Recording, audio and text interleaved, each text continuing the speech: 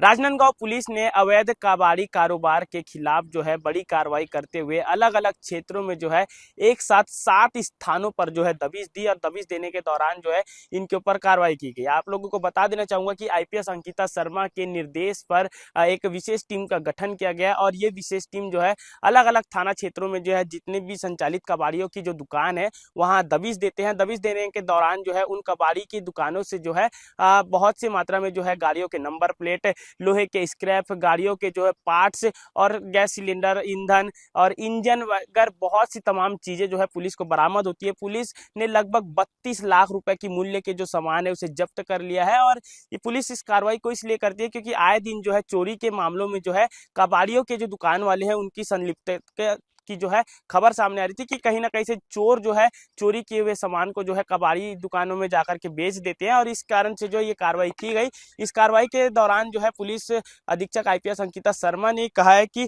जिन भी सामानों की जो है जांच की जा रही है, यदि वो चोरी के पाए गए तो उन कबाड़ी दुकानों के ऊपर भी कार्रवाई की जाएगी। फिलहाल आने वाले समय में जो कुछ अपडेट रहेगी आप सभी तक पहुंचाते रहेंगे। फिलहाल के लिए इजाजत दीजिए।